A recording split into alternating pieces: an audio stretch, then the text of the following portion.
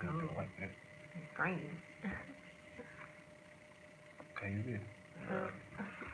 Hold on, y'all. We gotta wipe the screen. But shalom. Salama. That'll work. Karibu. Karibu, y'all. Mic check. Can y'all hear us well? If y'all can hear us, see us, everything working good, give us a 1. I don't know what happened to the other one. It kicked us off, but we're back.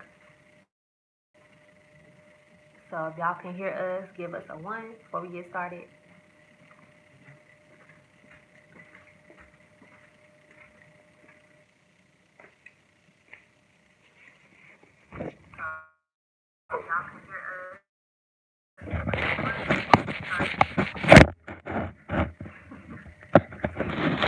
Yeah, we on the iPhone. What, 6, 5?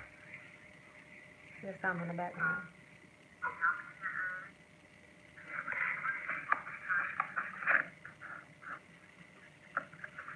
Anybody coming? No. Nobody. Shalom, everyone.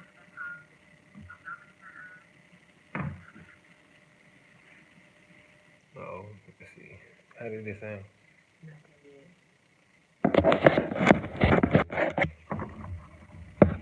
Shalom, everyone. If y'all can hear us, give us a 1. If y'all can see us good, give us a 1. Yeah, Let mic us check. know before we get started. Shalom, everyone. Karibu, welcome. Welcome. Thank y'all for coming back. Oh. There we go. Shalom, Mariah. Shalom, Mariah. Salama. How's the volume? Mic check. Can y'all hear? Can you hear us well? If you can hear us well, put a 1 in the chat before we get started.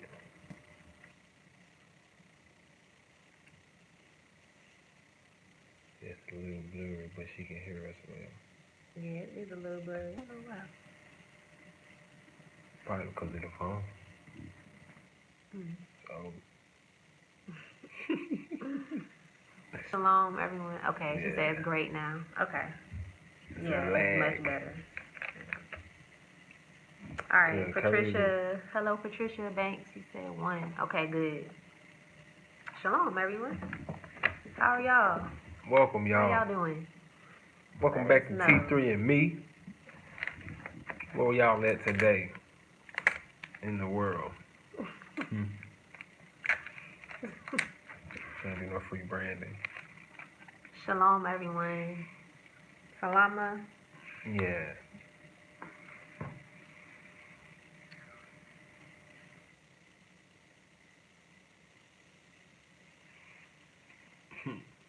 Well, mic check. Blessings, everyone. Angela. Blessings, Angela. Thank you for tuning in. Karibu, welcome. Welcome. Blessings. To all the new subscribers. Welcome to the channel. Got a baby over there. Trying to make sure she stays asleep. But yes, welcome to the channel, you all.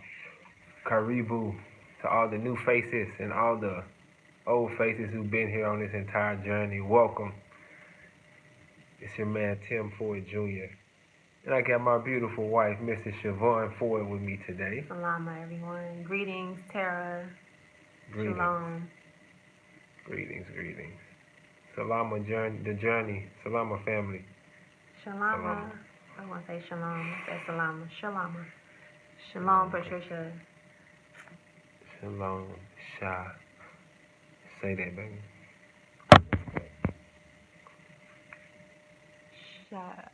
Why you gonna give me this? Because I needed your help. Sha'atiyah. Sha'atiyah. I'm going to go with that. Hope I ain't butcher it. But yes, yeah, y'all. Shalom. Thank y'all for coming back. Thank y'all for bearing with us. Yes. Where y'all tuning in from? We'd like to know. What city? What country in Africa? If you're in Africa. And sometimes we get people from different African countries tuning in sometimes too. Where y'all at right now? And what time is it? But yeah, we we here in Maryland, okay. Maryland. It's cold in My Maryland old right now. stomping ground. Went to school there. Maryland University of Integrative Health in Laurel, Maryland. Arizona, 1:20 in the evening. Wow, Arizona. Arizona. That's where Mark from, right? Not sure. Florida. What's up, Angela? Philadelphia. Okay. PA, East Coast. Philly. Oh. Yeah. Yeah, Caribou, y'all. Yeah, we you know, this journey is something that is fun, man. You gotta have the right mindset to be able to, you know, embrace the longevity of what come with this. What's that? West Africa, 1980, Arizona. Welcome, Arizona. Wow. But yeah, you got to be able to embrace the journey, y'all. You got to be able to, take what come with it, and then, God always downloads things into you for the next level. As you keep walking, you don't see the path. You just walking on pure faith, and then sometimes God just reveals to you like some of the thoughts that you be having, why you had them, why you move the way you do. Like some things, it's just in us, and we don't even know why and where it come from. But God really, He prepared us for a time such as now. Like He put, you hear these messages for a time such as now. Like everything happens for a reason in due season. You know what I mean? It's crazy. It sounds so cliche, but man, like everything does happen in due time if you just walk your path. Walk your path and do what you're supposed to do. Yeah, Yeah. man. So, I guess we gonna get into it. Man, y'all see the title of the video? Um, the Robinhood generation. Economic development is key to African liberation and our survival as a nation.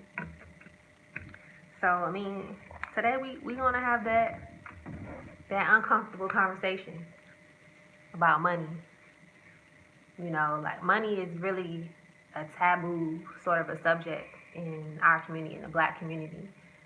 And whenever people bring up money or people charge money or it's just anything to do with money, like it just makes people like very uncomfortable. Like, Yeah. It's like a big elephant in the room. Nobody wants to talk about money, and we have to talk about money. Like we have to have the hard conversations about money, about economics for our literally like it's imperative that we have this conversation, especially now. Yeah. She laughing. For the advancement, for the advancement of for us as a people, it's important that we, go ahead and have that conversation about our viewpoint on money and why we have that viewpoint about money. Where did we get that viewpoint from? Who gave us that viewpoint, and why did they hand us that viewpoint for us to feel how we feel about money and everything? Like it's unfortunate, but a lot of us equate money and wealth to negativity. Like if you end up with money, somehow it has to be something evil equated to it. There's no way it's righteousness' sake that has gotten you your wealth that you've got. Like it's always seemed like a lot in our community. It's a scandal. It's always some fishy about it. Hey, must have sold some drugs or something to get that money. Especially somebody like us, our age they range. They must be scamming. Yeah, it's always something. It has to be tied to something negative. If someone, has an innovative idea, if someone has a way to do something, people are always reluctant because we feel like money is at the root of it. We feel like we don't deserve it. Like for how we've been done as a people, the way that we feel about ourselves and each other, like we feel like we don't deserve to even have nice things. We feel like we're not worthy of having wealth. So when the conversation comes up, it's like, I was watching the video. What do you say? You can feel the tension in the room when money comes up, everybody's like closed lips, clutching their pearls, their purses, and they trying to get out of there as fast as possible. But if we think about like the fundamental aspect of why we are in the condition that we're in as a people, and I'm not talking about the NBA players, the superstars who large majority of them have had to sell their souls to get where they are, but for the most part, as a nation, we are in a state of poverty. And you know, what stems from poverty? Like a whole host of problems stems from poverty. Due to poverty, you have pretty much every other thing that's immoral. You have theft because you're in poverty. You're stealing now to get basic needs or to get ahead in life because you feel like that's the only way you can get ahead in life. To make a quick buck, you have to steal. Mostly, usually, it's from the people in your own neighborhood. So you're stealing from your own brother to get ahead in life. You have prostitution. Women are selling their bodies because they feel like it's a quick way to make money, and it is. To be honest, like sex is the oldest trade in the world. Like people were selling their bodies even in the biblical times. They were selling their bodies, so it's always been a way to make money. Um, then along with that, you have homelessness, and then homelessness breeds drug addiction, and so on and so forth. The list goes on. Like everything, pretty much everything that's wrong with our community, it stems from poverty. Yeah. Yeah, and go ahead. No, no, what? Yeah, so and by stemming, by stemming from poverty, and we knowing like, people have the mindset of we want to help, and how do we help, and what's the method to really helping this thing move forward? It's economic. It has to be, we have to teach each other. If you have the mindset of, how to properly manage money and do things with money, it's important that you teach the people that's trying to find out how to do it. Like a lot of people withhold information as well. Like it's some rich people out there that won't even tell you how to maneuver with your money in order to make it grow, only because they have this mindset of no, it's me, not knowing it's enough money for all of us to go around. And if you help people get the money, you will end up getting more in return anyway. That's like a biblical principle. But we've been so trained with a poverty mindset that we have to hold on to everything. Like we have to like clutch our pearls and like make sure that we never let it go. Yeah. And it's been a struggle for a lot of our families, because I know a lot of people tell me about how they have older grandparents and things who won't even invest in them, but they're sitting on a like large lump sum of money. A lot of the baby boomers. Yeah, sitting on lump sums but won't invest in their grandchild, and their grandchild have a great idea that could probably help the family, get to the next level. But just because you so ingrained in thinking like, no, I gotta keep this money sitting into a bank that's using the money for their own families and what they want to do with it. Like it's just the money that's not even insured. Yeah, exactly. These days. Exactly. So if that bank goes under, then there goes your money right along with it. Yeah. And going along with that, it's like also due to poverty, you also have competition. Thank you for the Thank super you, chat. Calvin. Thank you, Calvin. You also have competition and envy. And envy is one of the worst things that can overtake someone, a people, a nation, a group. Envy is like destructive. Envy leads to death, like on all aspects: physical death, mental death, spiritual death. Like that envy is something serious. And going back to Willie Lynch, like we always bring this up pretty much in like the past couple of videos. We keep talking about Willie Lynch because it's so important that we understand the root of it so that we can address it. Because Willie Lynch, his whole thing was division, divide old against young, short against tall, field slave against house slave. Just basically any difference that he could find, he magnified it because he knew that envy is a much stronger emotion than admiration. So instead of us seeing people who are wealthy or who are in a position to do for their community or just are well off somehow in life, instead of admiring them, we begin to envy these people, and we begin to actively act. Once we begin to envy, we begin to act on our envy. So now we're going around gossiping and slandering, and actually want to see the demise and the downfall of our brother. Like we actively, and we recruit others. It just goes so deep with the envy thing, and it's really destructive to us as a society. Yeah. The envy is something that's really unfortunate. Like, but it's been passed down, and I've been learning by the power of you calling it out and us continuing to shine a light on on these different spirits. Some people don't even know that unfortunately that's what they're dealing with. Like some people don't even know what to call it, but they just feel themselves acting it out because it's been so ingrained into us to be that way. So by us being the light and calling it out, that's why we have to keep calling it out, because if we don't, it'll still stay and fester within our brothers and sisters. So if we not saying anything about it, it's gonna keep going and be a cancer in our society, in our community that we're actively building right now. Yeah. This is a part of it. People think, having these tough conversations is divisive, but it's actually important. Some people think Yeah, that. some people. Not a lot. Yeah. A few people. Yeah. But yeah, and it it gets to the point where some people, they don't even want you to charge for your services. They don't want you to make any money off of something that you should be able to make money off, that other races make money off of. Nobody complains about them making money, but somehow they try to convince you or convince others that you're not worthy of your hire. And even the scriptures, the scrolls say that a workman is worthy of his hire. So if you're performing a service, an act, or providing some sort of a benefit, then you're worthy to be compensated for that. And for people to go around and actively try to say, oh, they shouldn't charge for this, they shouldn't charge for that, that's actually counterproductive, and that's counter African values, counter African principles. I'm not saying you need to nickel and dime your brother or to be charge interest or to do anything, but I'm just saying if you're providing a basic service, whatever it is, you're worthy to be paid for that. Yeah. And don't let anybody tell you otherwise. Yeah. And of course, if you feel something out of the kindness of your heart and feel led to help an individual, yeah, we're of course supposed to do that. And you always get it back tenfold. But hey, if we have families and things that we have to take care of, and ourselves, like we have to eat. You know what I mean? You have to. If you put in sweat equity for something, you have to get something in return. Like you putting in time and effort, and you wasting. I wouldn't say wasting energy, but using energy. So you need something to replenish that energy. Yeah. Yeah.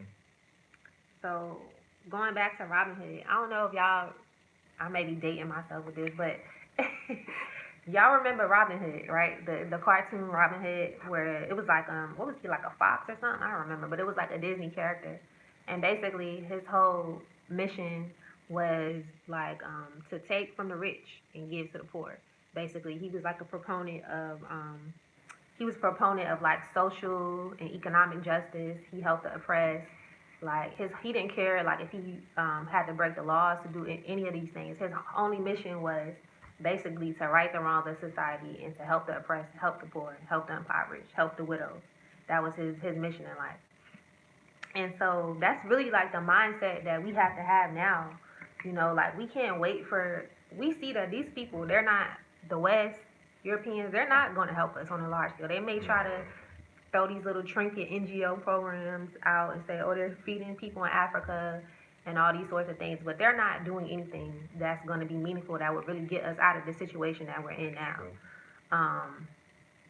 That's true. Just lost my train of thought. They're not doing anything that will get us out of this situation for now, y'all. We have to figure it out for ourselves. Yeah. Yes. So yeah, that's what I was saying. So that for us to continue in this current paradigm where we're working in their system, feeding their system, putting all our eggs in one basket, which is the American basket, and not adopting a global mindset is going to be to our detriment. And if we continue doing the same things over and over, we have to realize that we've been taught, we've been educated to not think the way that we're supposed to think in order to, especially about economics, in order to liberate ourselves and in order to ensure our genetic survival.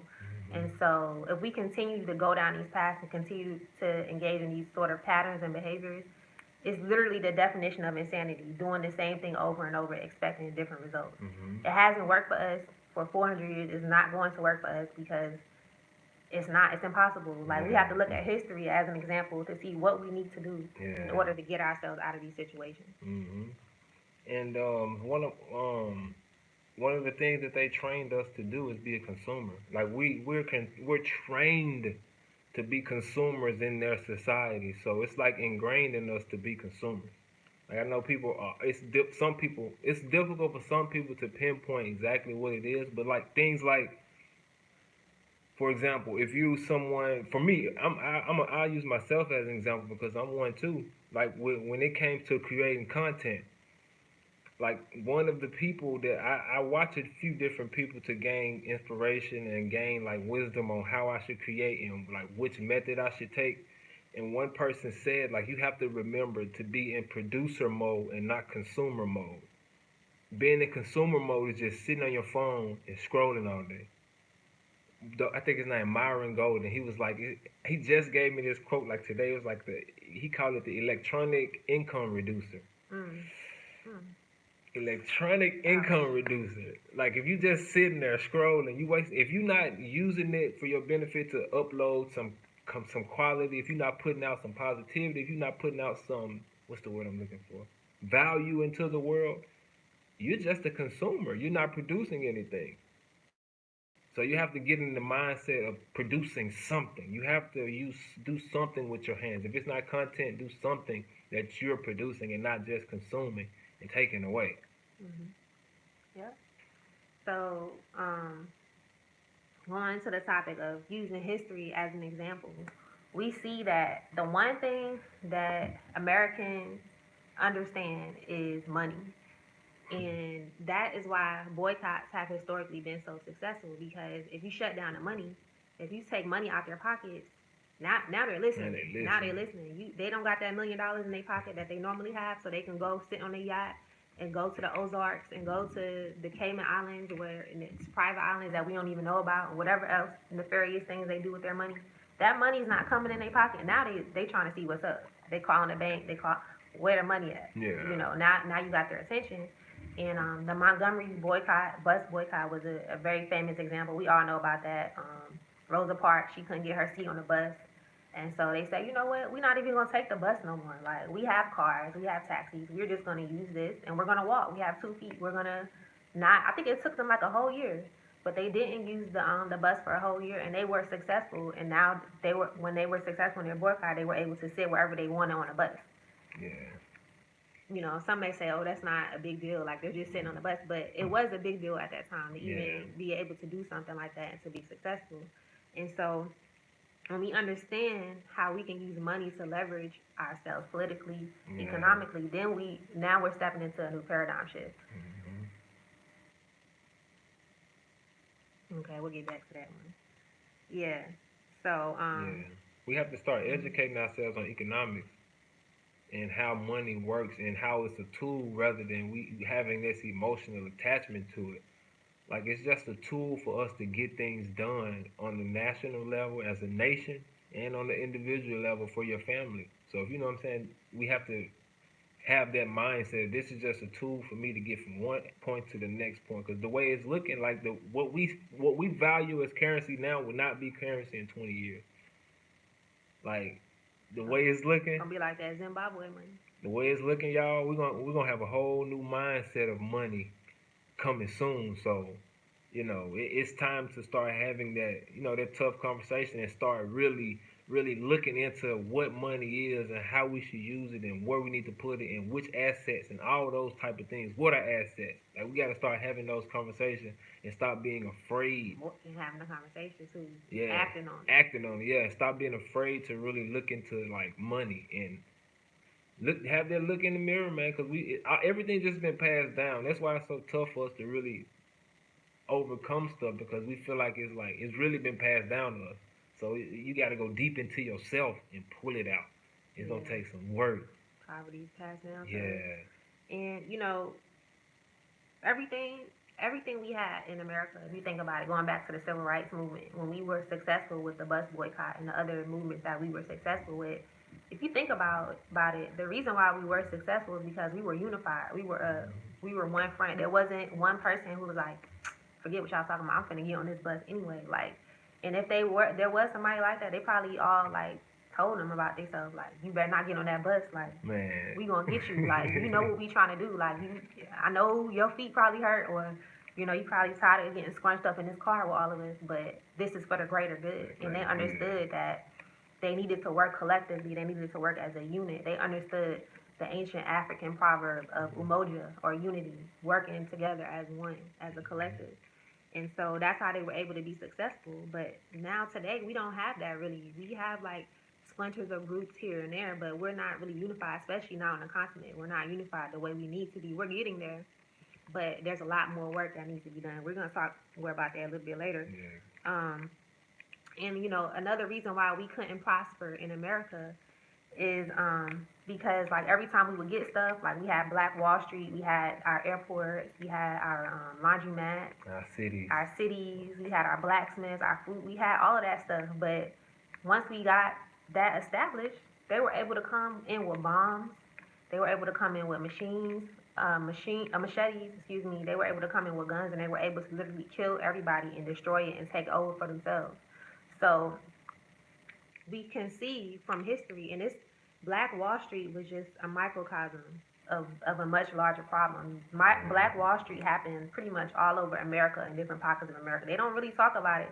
They try to hide it. They try to bury it because they don't want to critical race theory. They don't want to. They want to rewrite history. They don't want their little children, their little innocent children, to know how horrific and how monstrous they are. They really are deep in their soul. And so they don't really talk about all of the bombings and the killings and taking people's land and taking people's businesses that they really did. Like, they really did a lot.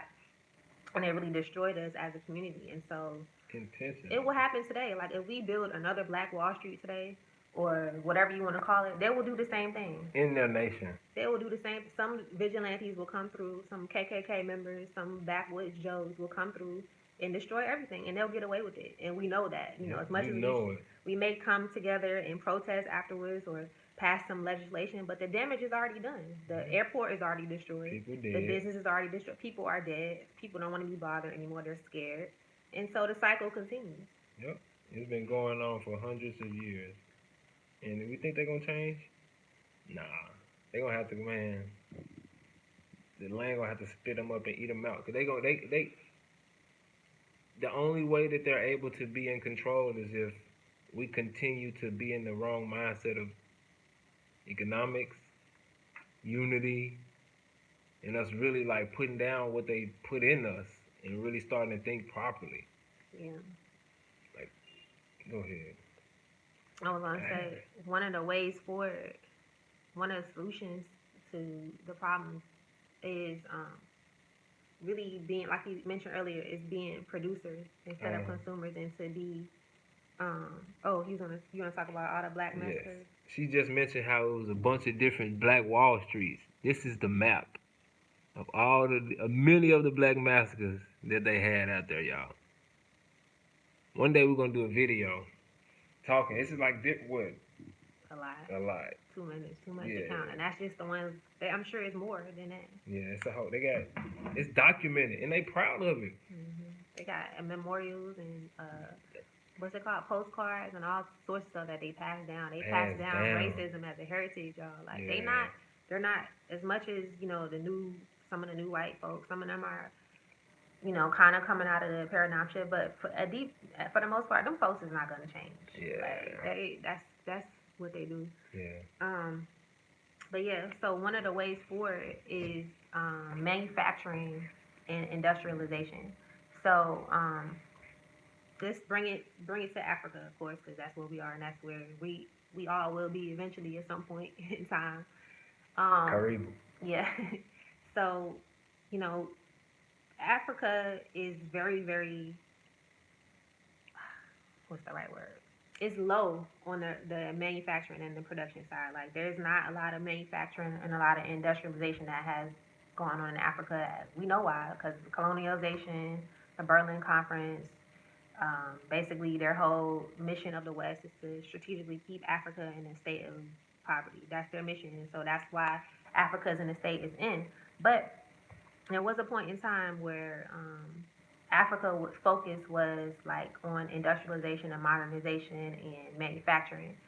And so there was a report actually that the UN did a few years ago on, like the status of industrialization of Africa, like what's going on with it, like why is Africa still not really industrialized on a level that it needs to be in order to really like produce at the level of the Western countries. And the report showed that it was basically like two main reasons why Africa wasn't industrialized yet, even though after colonialization and after some sort of to put towards industrialization. But what they did was they used a lot of the money to for like domestic projects. So they used it to like pay increase salaries for like domestic workers and civil servants, and also as we all know, the infrastructure in Africa is it needs some work. Like especially like the roads especially are not good in a lot of the different countries. I know here in I'll just speak for Tanzania because I haven't been to all the other countries. I've been to 3 countries in Africa. So I know in Tanzania the roads are not good. And so a lot of times when you do have like countries that will invest in like manufacturing and industry, it's not really that beneficial for them because the infrastructure is so bad, the roads are so bad. So you may see trucks topple over. Like in Tanzania, we see trucks topple over trucks that are carrying goods all the time because maybe the road was messed up or they hit a hole or whatever. It's just infrastructure caused the trucks to have the accident. So now you have goods that can potentially spoil or are potentially broken or whatever the case may be. So you're losing money on that. Also, because you don't have a bunch of different highways and roads to go through. In some countries, there may be just like one major highway where everything is transported. You're running into traffic, or you may be taking a long way to get somewhere because there's only one road available. So it's a lot of different factors that factor into why Africa is not industrialized yet. But those are like two of the key points. And so once we begin to identify the problems, then we can identify the solutions as well. So one of the solutions is investing into infrastructure, investing into roads, um, investing into manufacturing, and investing into industrialization. Yep. Yep. Yeah. So I mean, there's although most of the countries in Africa, let me specify sub-Saharan Africa, a lot of them are behind on manufacturing. There's 3 countries that are like taking the lead in manufacturing and who are kind of like moving forward in that space, and that's Ethiopia, Rwanda, and Tanzania. So I mean, it's all very prophetic. Like if you look at all of the most of the countries that the diaspora is currently returning to is those 3 countries: Tanzania, Ethiopia, and Rwanda. That's literally the 3 countries that we went to: Tanzania, Ethiopia, and Rwanda. And these are the countries that are basically the leaders in understanding and knowing and actually working on the fact that they need to be industrializing. And so once you industrialize, it solves like so many different problems. So now you don't have to worry about inflation because if you're making your own food and you're producing your own food and you're distributing your own food, you control the cost of the food. You also have food that's stored up because if you're producing it, that means that you have a surplus of it. So, a lot of these countries are, even though the whole world would be affected to some extent by inflation and everything that's going on with the food shortages and everything, some countries will not be as affected, and these are the countries that won't be the countries that are manufacturing and producing their own goods. Yep, exactly. That's another solution. The system and trying to, you know, ask them to give us a chance and give us an opportunity. But it's not about fighting. It's about creating something new for yourself. There's no point in keep trying to fight an old system that keep giving us the same answer they've been giving us. Like it's like the all you literally have to do is step away. Literally, like just take your resources away, and the system will fall. Everything. The only reason it's still able to stand because you're still holding things over there that make it stay in place. If you took all your money from over there and put it somewhere else, it's gonna fall. If you take all your gifts and talents and take it somewhere else, it's gonna fall. Everybody keeps like trying to pretend like one day it may get better, one day it may be Back to normal. back to normal utopia society, but it's gonna be a Hunger Games soon. That's the direction that they're taking this thing. It's gonna be a Hunger Games, unfortunately. Run by AI. Man. So you have to, try something new, or you're gonna get the same results that which is captivity. They're gonna put you in deeper captivity if you're not able to try something new. They're gonna give you something new to try, a new cage, a whole new way. Yep. And it's like Africa has all these natural resources, literally everything that one would need to be self-sustainable. You have all the minerals, uranium, coal, gas, gold, diamonds, food, fish, water, ocean, like literally everything is in Africa.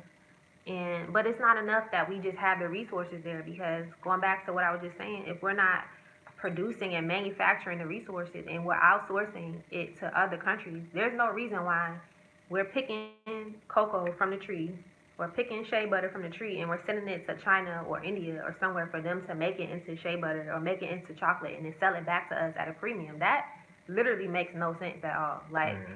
there's there's a huge workforce here. Like, there's so many young people here who need jobs. They ask us all the time, please, can you give me work? Can you give me work? Or they may be working somewhere for like literally dollars a day, like for a full day's work. And so African youth is the largest population of people worldwide. There's so many of them, and so Yeah. you have an entire workforce here. Literally, like, they can be the ones that can manufacture and produce all of these natural resources that we have. Yeah. There's no reason for us to ship stuff off to ship it back in. Like, that's losing. Like, if you have the ability to grow something, then you have the ability to produce it as well and to manufacture it and to set your price for it. Exactly. And then it's so, like he said, so many people in place that's ready for opportunity. Like, it's, all the pieces are already put in place. We just have to get to a place where we're able to unify and bring everything together. Get over all the Jim Crow and all of the different things that divide us. And wherever you at, like whatever you do, you stay in your lane, stay in your role. We all moving towards the same thing though, because we all here trying to really, man, get these people off our back. Ultimately, at the end of the day, we all just want to be free. We just want to be left alone, have our families in good positions, and like just left alone. Yeah, and also in the aspect of travel as well. You know, when you're manufacturing, you're industrializing, you're advancing technologically. You can afford to build airports, and so there's a few countries in Africa that actually have airlines and airports. Ethiopia does, Rwanda does, Tanzania does, I believe Ghana does as well. And so you have your own means of travel. You're outside of the system. So if they're putting mandates and lockdowns and saying that you can't travel, you have to have this jab and that jab or whatever the case may be. If you have your own airport and you have your own country, it doesn't matter. Like, you can still move around, you can still trade, you can still go pick up your brothers and sisters from America. Like, you can do whatever you need to do. But if you're dependent on the West or United Airlines or JetBlue, and they say no, like, you can't come or you have to have this jab test or whatever stipulations they come up with, who knows, in the Yep. future, you it doesn't matter because you have an airport. Yep. Exactly. If you got your own, I'm got a donation. Oh, thank you, Thank you, Tommy. Tommy. Thank you, We Tommy. appreciate the donation, brother. But yeah, like my wife was saying, basically without power, we are subject to racial, biological, and political annihilation. My son is calling me, y'all. Yeah, I'll take over for a little bit. So, yeah, like he was saying, like, without so when you control wealth, when you have real wealth is assets, real wealth is owning things, real wealth is real estate, owning property that you can rent out or that you can sell. You're always having residual income. Real wealth is owning the manufacturing plant. So maybe you need to produce like bottles or something. Instead of you going to the Chinese to get bottles or containers, you have your own manufacturing plant. And so, hey, stepping stones. He said T3 in the building. Yeah. um, so yeah, when you control these industries, then you're in control. Now you have not clout, but now you have respect, and now you have political power. Now you have lobbying power. Now you're in a position to call the things that you need to. You're in a position to call the shots, and so this is how all these other groups of people were able to advance their agenda. This is how the LGBTQ community was able to advance their agenda. This is how the Jewish people were able to advance their nation state in Israel. They got a whole country from lobbying their wealth, from owning things, from having wealth, from working together as a community in order to get where they needed to get. And that's literally the only way for it. Like, the only way for it for us in Africa, anywhere in the world, we have to work together as a collective and we have to acquire real wealth, because without real wealth, yes, opening up small businesses on our own is very vital to the society and to the progression of the community. But the real wealth comes from owning things. You know, a lot of the people here, they may not necessarily have the money to rent. Maybe they want like a nice storefront on, like in the busier section of town, maybe like in Masaki or something. They may not be able to afford like $2,000-3,000 of rent, but if the diaspora comes together and they own a facility like a plaza or something wherever in a busier part of town, now you don't have to worry about paying that crazy rent. So man, we really gotta start to look at things in the long term and not, look at things on the short term or try to be stingy with it, because it's not going to get us anywhere. It hasn't gotten us anywhere, and it's not going to continue to get us anywhere. Okay, we gonna come back to y'all to y'all comments in a minute. Oh, you back? Okay. So another thing we have to work on is trust. Like, we have to work on trusting one another, because I noticed that that's a big barrier for our success is, people don't trust each other. And I get it. People have been scammed. But you'll know someone by their fruit. I keep saying that. You'll know them by their fruit. You know who the good people are, who you can trust to, if you're not, in Africa or wherever you are that you're investing at, you know who the good people are that you can trust for the most part.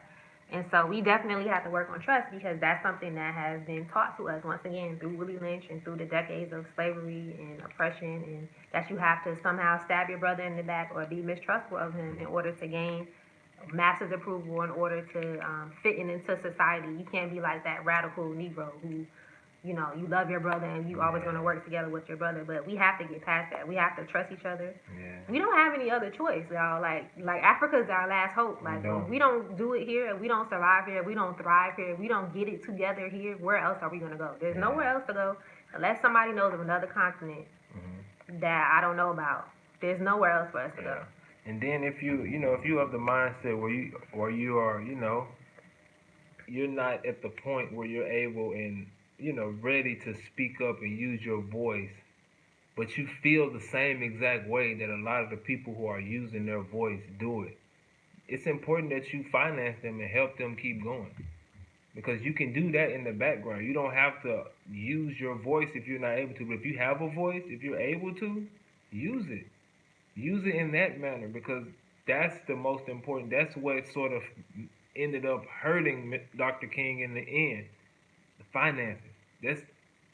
He was about to go and talk to them about, hey, where's our money? Like, don't y'all owe us money? Coming to get that check. They say, oh no, you get what check? So basically, it all boils down to them holding on to our money and holding their foot on our neck with our money.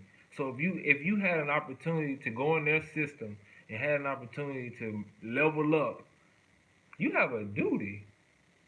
That's stolen. That's stolen property. All that money, all that wealth that's been generated from all of those companies over there, it's been stolen off the backs of our ancestors. So we owe it to each other to be able to pass that around amongst us.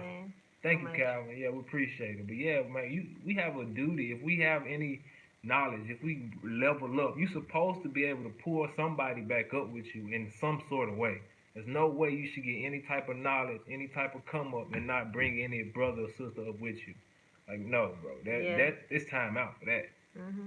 And like you said, like the kind of like their whole wealth, like the whole wealth, like it's not even an exaggeration to say that their whole wealth, this whole first world country, that came off the backs of us. Like, we are the reasons why they are wealthy. Like, so why can't we take the same reasons why we made them wealthy, and the same people that made them wealthy, why can't we come together and do the same for us? Like, why do we continue to uphold their system and continue to play their game? Because that's all it is. The whole credit system, that stuff is not even real, y'all. Man. If you go anywhere outside of America, you can't buy nothing on credit. You either have the money or you're not getting it. Period. It's a game. Like, it's a game. They're playing with your money. And your mind. Yeah, because they can charge interest, y'all, and usury interest in the Bible is a sin.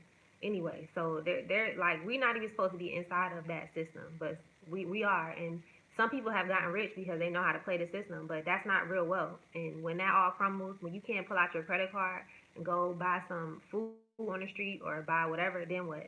Yeah. If you don't have the money or the cash or the assets or the power or the people with Or you, the what are you network. gonna do? Yep. So get it, man. Get in the network. Get with the right people, and like I said, everybody has their position and their role in this entire thing that we have going on. If you don't have that voice yet, be a hand. You know Mhm. what I'm saying? Be somebody that's in the IT department that's making this thing move forward. Like be somebody position because we need each other, man. More than like I don't know how I don't know how we got to this point, but we got to get out of that point of not trusting each other and not building with one another. Like Mhm. we got to start having those hard discussions with each other. Yeah. We Like, oh, go ahead. My bad. appreciate the donation, TH. Thank you. Thank you. Money answer of all. You give me a one. Go ahead and start on. Okay, I'm gonna start over because for some reason it froze on our end. Um, yeah, there's a scripture that talks about how money answers all, and there's also a scripture that talks about money is the root of all evil. But people don't focus on money answer of all; they focus on money is the root of all evil. So automatically they think anything to do with money is evil. Let me stay away from money. I don't want to be wealthy. I don't want. Even Abraham was wealthy. He had so many cows and everything. Like it's Mm-hmm. your birthright to be wealthy. Yep. And so You gotta speak it and believe it. right. Go ahead. So because when people say there's a scripture that talks about money is the root of all evil, it's the root of all evil if you idolize it or if you're using money evil or if you get it easily, if you're using blood money. But money in and of itself is not evil. Money is a tool. Money Tool. is a tool to get to your destination, to achieve an end goal, an end result. Money can be whatever you make it. Yep. Economies existed way before money. This paper money is nothing. In Zimbabwe, when they had inflation, you know what they were doing with that money? They would print. They got up to a $10 billion note. They were Nope. using that money to wipe their behinds with because the money had become worthless. Worthless. And now Zimbabwe is actually catching on. They actually introduced a gold coin, and so we see that the liberation is happening. We see that countries are adopting these models very Mm-hmm. recently, and so we're on the cusp of something beautiful and something great that's happening. But we can't miss this. We Right. always miss things as a people because we're so spooky and scary, and everything is the mark of the beast, and everything is Satan. But we can't miss this. We're not Yeah. gonna miss it. Yeah. But you can't miss this wave, like the of what's going on, of the currency shifts and all this stuff. Yeah. Um, but yeah, I forgot where I was going. The end of that, but Don't miss these waves of the currency shifts and what's coming in this new age that we're stepping into, y'all. Like we speak about it on this channel all the time. We free now. Like we are absolutely free to do whatever we are called to do, but we have to know what we're called to do. You have to know what your purpose is. You can't just come out here and just lollygag and just what's the word? Being la la land, mhm, not knowing what you are called to do. Because without that purpose, without that sense of being, you'll just waste time and waste space mhm, and opportunity. So don't get your mind right. mhm, and learn from them, y'all. It's a lot that we can learn from the. Let's begin to a good part. All right, y'all. For some reason, it keeps shutting off. But if we look at what Russia's doing, they told the West that in order for them to get their natural resources, which was gas and coal and fertilizer, that they would need to pay them in the Russian ruble, which is the Russian currency, which is backed by gold. And at first they were trying to play hardball, like, no, we're not going to pay you in rubles, we're going to U.S. petrol dollars. And they said, okay, well, I'm letting you know you paying us in rubles or you not getting this gas. And guess what? They not getting that gas, and they about to freeze over the winter if they don't pay them in rubles. And right now they're burning up because they're so hot they don't have air conditioning over there. It's just craziness going on. And it's like we need to learn from them because when you control your own currency, when you control manufacturing, when you are the producer, when you control your resources, you have the ultimate leverage, the ultimate power. Like they can't tell you nothing. Like, oh, Nothing. if you don't want to freeze over the winter, like if I say you need to pay me in cryptocurrency, or if I tell you need to give me 10 cows or something, or if I tell you need to give me one diasporan cryptocurrency token in order to get this raw cocoa, guess what? You either You're going to gonna give have to me come over the with it. diasporan token or you're not going to get the cocoa. Yep. Period. Period. Like, that's just how we have to be. Like, we can't keep playing with these people. We can't keep begging them. We can't keep asking for handouts. Like we have to take what's ours. Like Robinhood, he took it by force. He went and he saw that money and he pulled up on them people with his arrow and he got what he wanted and he redistributed it to the people. I'm not saying to go and steal from anybody or anything, but I am saying that it's time for us to take our positions as Judah, as the. Oh, hey, Naya. Yeah, Naya's up. Yeah. So we have to take our rightful positions in this whole situation because they're not going to give it to us. Yeah. And we can all agree on one thing. You know what I'm saying? We can all agree that what we've been in a system that has taken advantage of us and everything from us. That's we can all meet it. We have to be able to down the religious difference. Not hey Naya, hey Naya. They speaking to you, Naya. Naya going to sleep before. But yeah, we have to literally be able to put aside all of the religious differences, all of the that brother think this way, that sister think this way. They worship on this day, they do this on that day. We have to remember, bro. Like we all came from like hell. We escaped hell, so we need to sit down and have those hard talks with each other to see how we can unite and really like put things in place. And you can like if we come on one accord with something, you can go and do whatever else you want to do with your religion, however you feel about whatever you want to do. But we gotta meet with one common goal, with one common voice, for us to really be able to make something shape in this like whole thing that we're trying to do and accomplish. This this journey and this fight that we're on is something that needs to be needs to be a team effort for real. Like we need each other. We all we got over here, and we all we got around the world. And fighting this thing as individuals is what's really hurting us more than anything right now. Now you're waving at them. Now you're waving at y'all. And back to the scripture things, like y'all know we believe in the Most High. We Hebrews. We never denounce that, but you know. We always talk about amongst our community here lately. We always talk about the second Exodus and the curses being up and all that stuff, and that's cool. And I believe in all that. But after the second Exodus, when everybody leaves, whether they leave by force or they leave voluntarily, however it is that it happens, a lot of people are going to be fleeing with just the clothes on their back. What are they coming to? Mm-hmm. Like, what do we have set up for them? Like, okay, there's a second Exodus. We all come back to Africa. Then what? Then what? Like, I know the Most High will provide. He'll provide manna, of course. But at the same time, there has to be tangible things that we have on the ground that we need to be able to walk into, and people need to be able to walk into when they get here. And those gifts are has to be put in place. If you have a gift and you have a role that you know that you can fill, let people know, let the community know. And then if there's someone else already filling a role, don't try and take that role over. There's so much for us to need. We all need help in so many different directions. Mm-hmm. So there's no point in stepping on someone else's toes and trying to stop what they're doing and trying to be like a gatekeeper to getting into a country safely or getting into a country smoothly. Like you want to handle and do everything yourself, but there's other people within the community that already has something in place that can feed their family with that. And you're trying to have your hands in 10 to 20 different things when you can just Practically what we preach, we try to.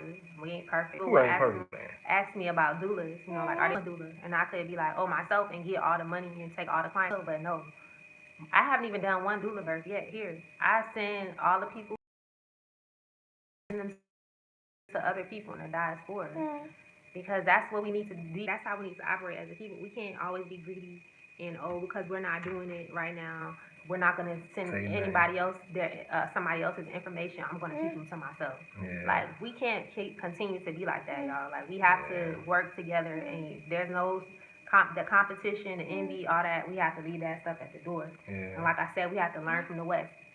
Going back to history once again with the manufacturing, like I keep saying that because that is where we need to be at, manufacturing. Look at China. Just 20, 30 years ago, they were a third world country. Like they were very, very poor. Most of them were just like rice farmers and like just poor people. And when we shipped all of our manufacturing over to China, guess what? Now they're a first world country. They can probably beat they can give the U.S. a run for their money, even like military wise, and that's saying a lot. To go from a country of rice farmers to a country that is at the top of technology and industrialization and is wealthy at this point, like In 20, 30 years. there's no reason why we can't follow the same model and just tweak it to fit Righteousness. us. For righteousness' sake. Yes. Yeah, there's, man, several opportunities, y'all, but we just have to, I'm going to keep saying it, come together. Come together, man. Put all the differences aside and let all that stuff go, man. Yeah. Let all of it go. You can see by who they kill. If you follow like the trail of blood, you'll see what they're really after. They killed Gaddafi in Libya because he was about to liberate his people. The whole African continent with the gold. He was about to back up the currency by gold, and they killed him, dragged his body through the streets and everything. Desecrated the man. Yep. And disrespected. Like this. Oh man, they did so terrible.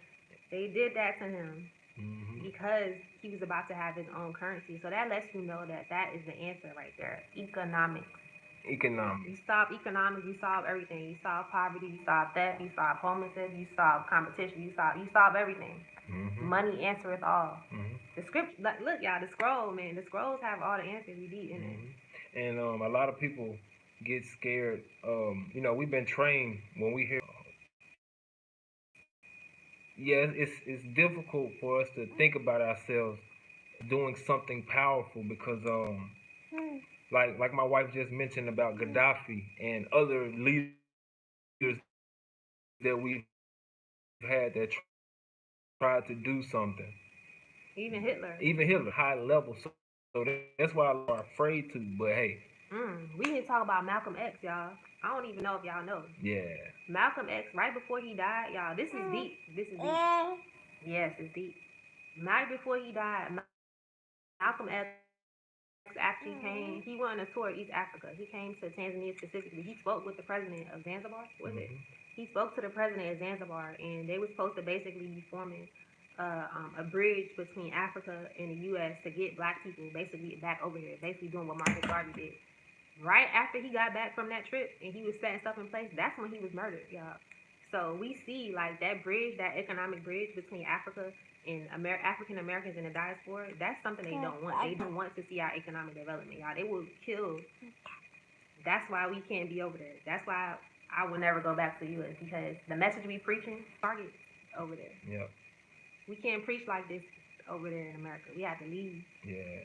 But yeah, like I was saying, a lot of people are afraid to step into doing things because of what she just mentioned, the fear of death and the fear of murder. But if you put your money in the right position, if you make the strategic moves, and if you fear is false evidence appearing real, that's it. They only show those images and those murders in order to scare us into submission.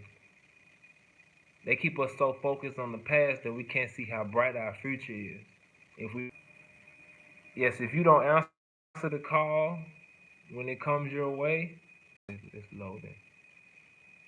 Yes, if you don't answer the call, when it comes your way, it'll leave you.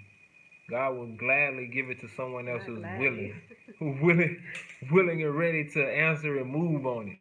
Yeah. You know what I mean? So we don't take these calls for light. Yeah, and let's touch on one other subject, or maybe a few other subjects before we get done, because some people will.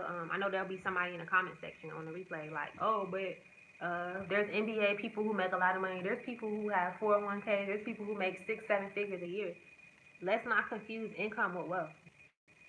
Okay, can y'all hear us now? Give me a 1 if y'all can hear us. Give us a 1. Y'all can hear us. Give us a 1 before I keep going. Buffing. 1. Okay. All right. Yeah. So when they determine that you're too radical, or you're not a good little Negro, or whatever it is the case may be, and they take that money out your account, then what? You haven't put it into anything tangible. You haven't opened up a manufacturing plant. You aren't distributing your own toilet tissue. You aren't making your own maxi pads. You aren't making your own cloth diapers for the babies. You're not doing all of these things. So you're not wealthy at all because, like you said, money, cash, if the U.S. dollar collapses, then what? If that money, we wake up one day and the stock market's crashed and your money is zero, is worth $0, then what? All that $100,000 you was sitting on, riding around, flaunting it or whatever you were doing, trying to make people feel bad for not being able to get 6, 7 figures in Babylon, whatever it is you were doing with your money. Not saying everybody who has money is doing that, but for the people who are doing that, it's like that's not real wealth. Just because you have a lot of money doesn't mean that you're wealthy at all. We have to understand the differences between that. That's true. Yeah. So yeah, y'all, we have to have a global mindset, y'all. We have to, as the African people, we have to be Pan-Africanist at heart. You know, we have to have a global mindset because if we only just think in terms of America or the UK or whatever country we're in, if we don't think in terms of the collective and in terms of the nation, the goal of the entire nation, we'll be left behind because yeah, you may have certain individuals who may be wealthy. I mean, who may have money in their bank account, but like we said, if the whole group, if the whole entire nation isn't wealthy or isn't benefiting, then that means absolutely nothing. Nothing at all. You're only as good as the group. Nothing You're at all. You're only as good as the group. Like, we won't be nothing unless all y'all come over here. Like, we need a lot of y'all to come over here as well for this thing to continue to really get to where it needs to be. It's time to second Exodus. Mm-hmm. It's time.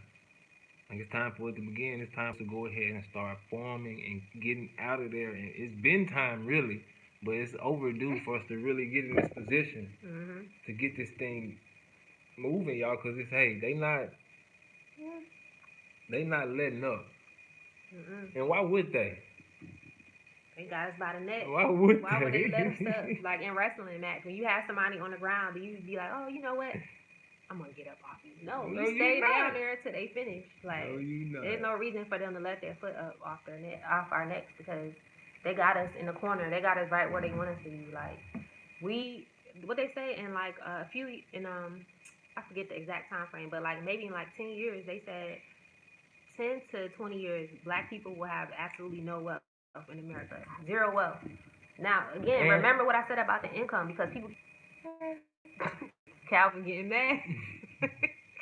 Y'all, they don't want this message to get out. I don't know why it's bustling. If y'all hear us, give us a one.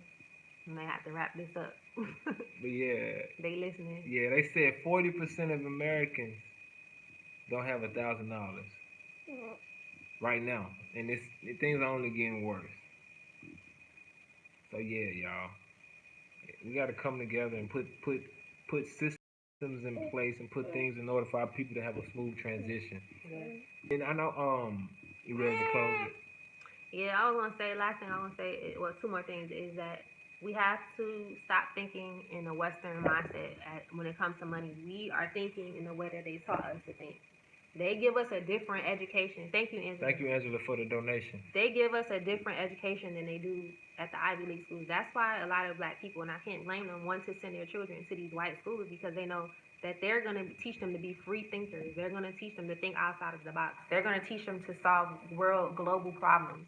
They're going to teach them to be producers and not consumers. We're not getting that same education in our schools. So by default, we have all been ingrained and we all have that sort of Western mentality when it comes to money. Most of us were not taught about how to keep money, how to not think, to not be a consumer, how to not get on credit. We weren't taught any of that, and so we're already behind the 8 ball, and so we have to play catch up like real fast because this is a crash course. We have to get this. Like we have to get this now because if we leave this to the next generation, there's not going to be a next generation. Yep. We can't pass down these problems on to the next generation. There's no reason why our children, knowing what we know now, all this technology, all this knowledge, all these degrees, we are the smartest group of people in the entire world. There's no reason why we can't solve. The only thing that's stopping us from solving these problems is us. It's us, y'all.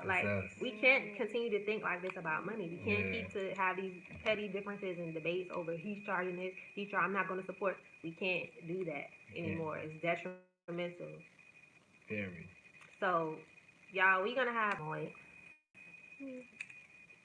This is the last thing I want to say, so I want to make sure y'all can hear me. If y'all can hear, if it's going good again, give us a one. Okay. Because we continue to have these conversations about money and about economics, and I feel like people just keep talking, and it's time out for talk. So we're ready to get to work. We've been I'll type in the chat. It's cash tag 4 is herbal. I don't think it's going. Alright, y'all. But yeah, she was like she was saying, we're gonna put something together where we're having the conversation within the invitation to people who are serious about putting something in place and really trying to do If you're something. interested in any of that, manufacturing, real estate, if you want to Yeah. own property, if Yeah. you want to open up a manufacturing plant, we have lots of good ideas from like Yeah. just being here of what we see that the continent will need that will be successful here.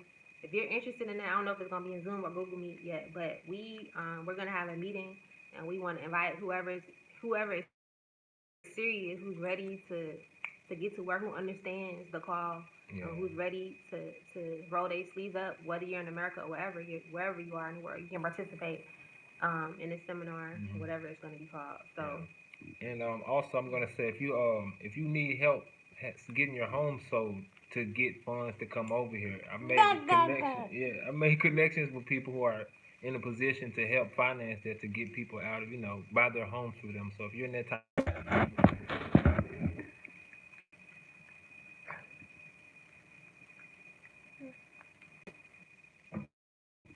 mic check. Can y'all hear us?